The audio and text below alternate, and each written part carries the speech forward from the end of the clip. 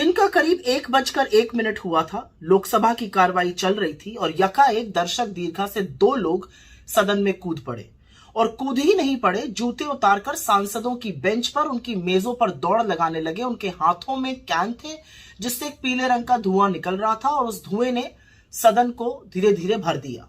सांसदों ने सूझबूझ दिखाते हुए, जिसमें से प्रमुख तौर पर कांग्रेस के सांसद थे, गुरजीत सिंह औजला थे, लोगों ने उन लोगों को जकड़ लिया, उनको धर दबोचा।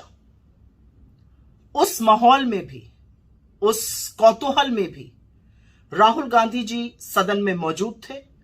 वो तटस्थ खड़े रहे, शांत रहे और विचलित नहीं दिखे। तो वो जब डरो मत कहते हैं तो वो कहते ही नहीं है, करके भी दिखाते हैं। लेकिन बहुत सारे सवाल इस भारी चूक से उठ खड़े हुए हैं। इतनी बड़ी सुरक्षा की चूक हो कैसे सकती है? कैसे लोगों को वो कैन अंदर लाने की अनुमति मिली?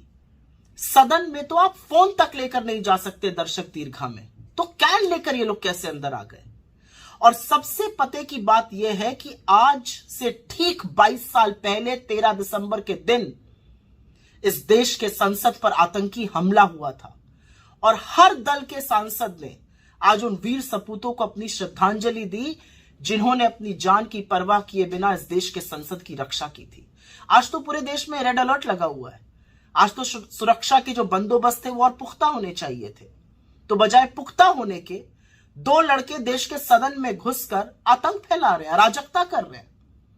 किसकी जिम्मेदारी है?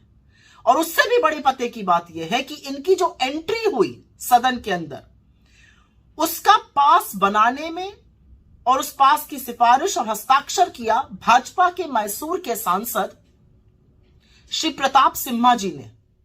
तो उनकी क्या जवाबदेही है? क्या वो जानते थे ये लोग कौन है?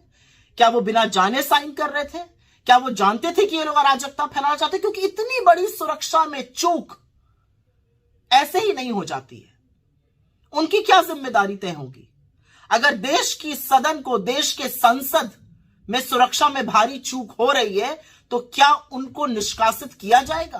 क्या उनको एक्सपेल किया जाएगा पार्लियामेंट से? क्योंकि उनके हस्ताक्षर से, उनकी सिफारिश से ये सब लोग यहां पर आए थे। एक और बात है, जो लोग सरहद को सुरक्षित रखने का दंभ भरते हैं वो इस देश के सदन को तो सुरक्षित रख नहीं पा रहे हैं। और इसीलिए मैं पूछना चाहती हूं, अमित शाह जी का बयान कहां है? कहां है मोदी जी? और कुछ क्यों नहीं बोल रहे हैं आज इतनी बड़ी सुरक्षा की भारी चूक में? उसके बाद एक और नजारा देखने को मिला। कुछ लोगों ने अराजकता अंदर करी थी, कुछ 2 लोगों ने अराजकता बाहर करी थी। उनके हाथ में भी इस तरह के स्मोक बॉम्ब थे। उसको एक पत्रकार ने पकड़ लिया और फिर पत्रकारों का झुंड जो था वो एक दूसरे से जत्थम जुत्था लड़ने लगा कि ये उनको दिखाया जाए। पर ये तो एक साक्ष्य है सुरक्षा ब्रीच का। It is an evidence for the security breach. तो ये कैसे लोगों के हाथ में है? मेरा अपना मानना है कि इतनी बड़ी, इतनी भारी सुरक्षा में जो चूक हुई है उसकी जिम्मेवारी तय होनी चाहिए और इस देश के प्रधानमंत्री को सदन में आकर इस पर बयान देना चाहिए।